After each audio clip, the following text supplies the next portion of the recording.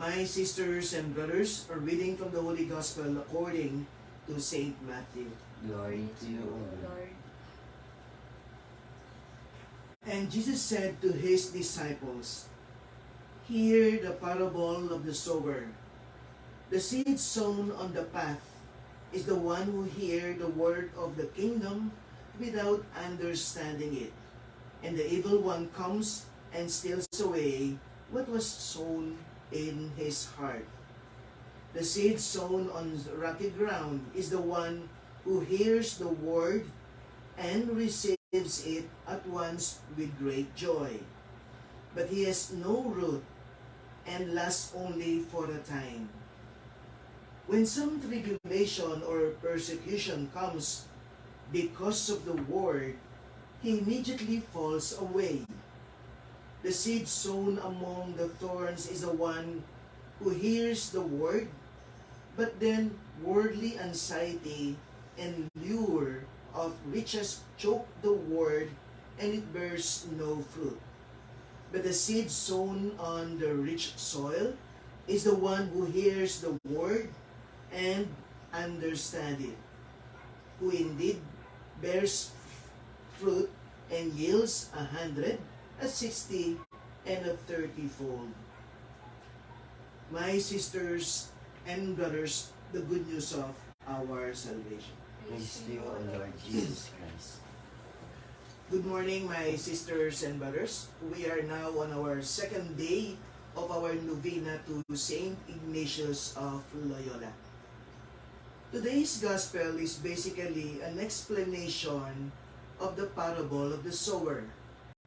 As I have said before, when you look at this very beautiful story, it was actually basically the parable of the farmer sowing seeds. But in this Gospel reading for today, it was actually explicitly said that it is not just the parable of the farmer, but it is the parable of the sower. Not just farmer, but the writer, Matthew, decided to use the word sower. I guess this is basically something that we need to be reminded that there's a difference, again, between a farmer and a sower.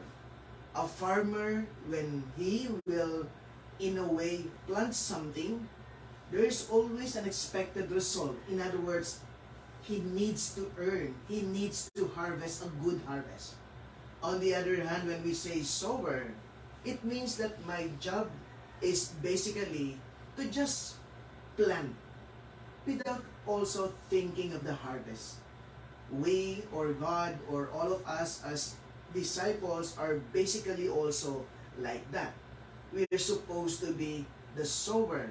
Yes, it is important for us to think of the result, to think of the good harvest, but I guess it may bring us to a certain sadness if what we did or what we planted will bring no good harvest. And so it brings us to a certain good disposition that we're just supposed to be a sower, taga-tanim, taga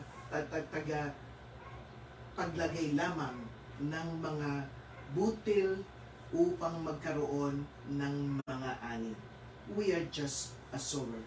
You know, my sisters and brothers, in this gospel reading for today, the Lord is, in a way, have explicitly tell us that not all good works that we do, not all good sins of kindness that we do, will always bear much fruit.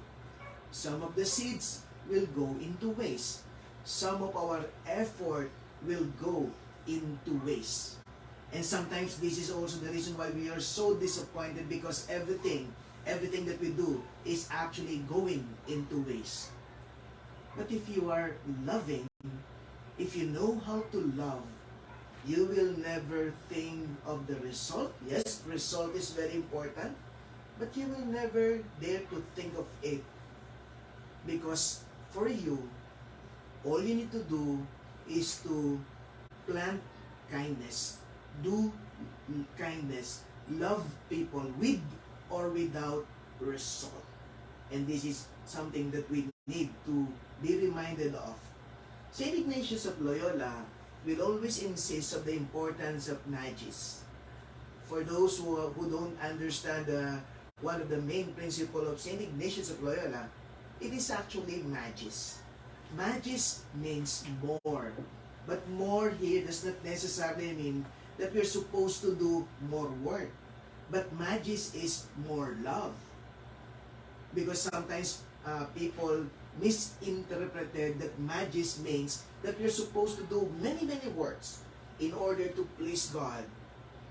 In reality, my sisters and brothers, magis is not more on quantity, but magis is basically more on quality.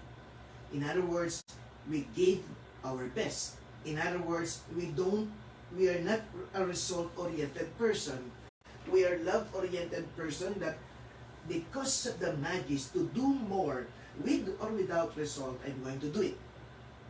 In this gospel reading for today, the sower recognized that some of the seeds will fall on the rocky ground, on the thorny side of the places, and not on the good soil. And yet, he realized the importance of risking, of doing the more, of not thinking of the result, because he realized also that some of the seeds will definitely fall into the good ground. But at the same time also, the sower also recognized in this gospel reading for the day that not all seeds will become 100% yield. Minsan ganyan po tayo, di po ba? Ang lagi natin iniisip, dapat 100% success tayo Dapat marami tayo makuha. Dapat maraming mangyari. Kung walang mangyayari, ayoko na lang. Hindi po ganun Pag nagmamahal ka, yes, mangangarap ka at mananalangin ng 100% yield or 100-fold yield. Pero kung 30 lang, kung 60 lang, pwede rin yan. Ang mahalaga, nagmahal ka. Mahirap naman kasing gumawa ng kabutihan kung ang kabutihan mo na ginagawa ay hindi nanggagaling sa pag-ibig. Come to think of it, my sisters and brothers, when you look at your own life, we recognize that not all our effort of loving people and doing something good will always have 100% yield. Hindi naman po ganun ang buhay Kaya minsan talaga, tayo po'y laging naghahanap ng resulta. Dapat may resulta sa lahat ng pagod ko. Hindi po ganun Nadidisappoint lang po tayo. Kaya nga po, in our reading for today, the Lord is in a way telling us right now to just consider the importance of loving people because this is what God is actually requiring us. Just imagine, the Lord died 100 years ago. He offered Himself for all of us for our salvation. What happened? Anong nangyari? Totoo ba na tayo ay nagbago na nang ibinigay ni Jesus ang kanyang buhay? Hindi pa rin. Marami pa rin ang masasama. Marami pa rin ang hindi naniniwala sa Diyos. And yet the Lord is actually will still be there. He will continue to love us. He will continue to support us. He will continue to help us in spite of our own unfaithfulness because God is actually like that. Because God knows the meaning of magis, of giving more without counting the result, without looking for a result or any victory before doing something good for us. I hope my sister and brother, St. Ignatius of Loyola is also like that. Somehow in his life, he gave his everything to be able to worship the Lord, to be able to love and worship the Lord. He gave his everything without result. And yet what happened? The result is actually 100-fold. My sisters and brothers, what counts most is our desire to love, our desire to serve. This is the most important thing that we need to be reminded, that we need to give our 100% commitment, our 100% energy and love, and then after that we let go. Whatever is the result, I don't care. I am hoping that the result will be good, but if there's no result, if there's a failure, I will still continue because this is what God requires us to do. That's magis. That's loving more. And that's a quality love.